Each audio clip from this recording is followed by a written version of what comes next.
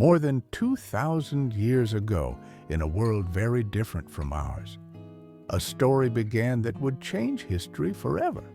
It didn't start in a palace or with powerful leaders. It started quietly, with an ordinary young woman and an extraordinary promise. Her name was Mary. Mary lived in a small town called Nazareth. She was engaged to a man named Joseph, a carpenter who lived a simple life. One day, without warning, Mary had an encounter that would turn her world upside down. An angel appeared to her and told her something unbelievable. She would become pregnant, and her child would be the Son of God. Mary was confused and afraid. She had so many questions. How could this happen? What would people think? What would this mean for her future? But the angel reassured her. This child would be special. He would bring hope, peace, and salvation to the world. And though she didn't understand everything, Mary chose to trust God. She accepted the calling, even knowing it would not be easy. Joseph, her fiancé, also faced confusion and fear when he learned Mary was pregnant. At first, he planned to quietly step away. But an angel appeared to him in a dream and explained that this child was from God. Joseph believed, and he chose to stay.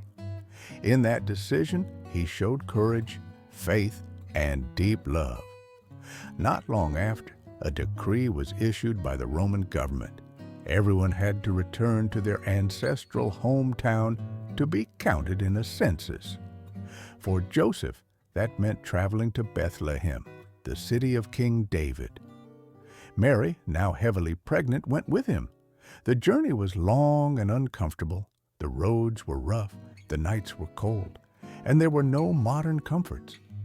By the time they arrived in Bethlehem, the town was crowded with travelers. Every inn was full. There was no place for them to stay.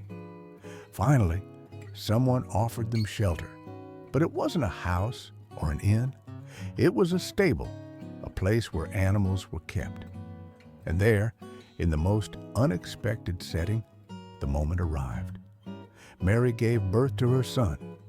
She wrapped him in cloths and laid him in a feeding trough because there was nowhere else. No royal celebration, no crowd of important people, just a quiet night, a young couple, and a newborn baby. That baby's name was Jesus. While this was happening, something remarkable was taking place nearby. In the fields outside Bethlehem, shepherds were watching their sheep through the night.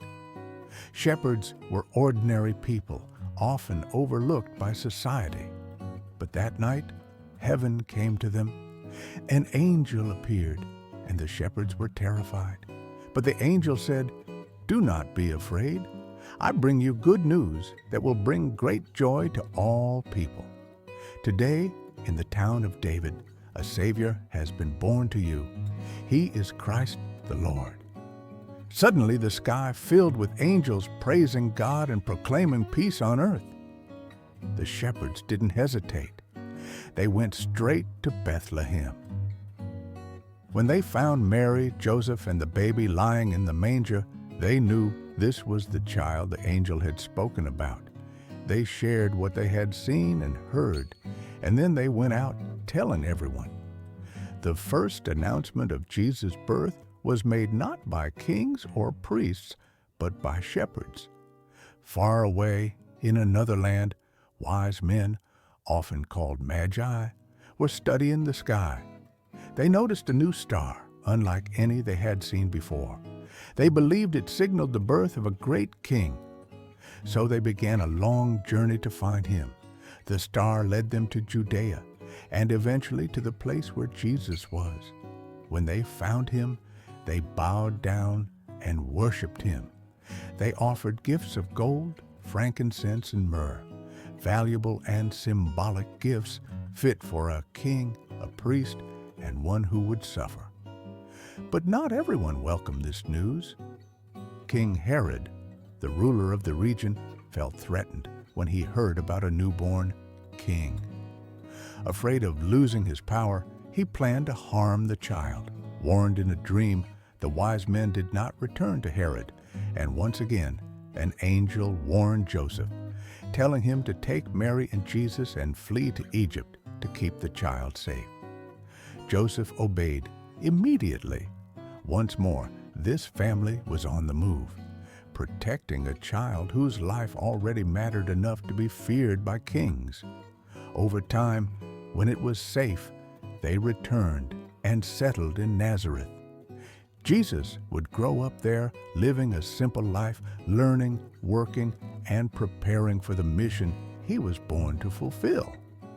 The birth of Jesus carries a powerful message.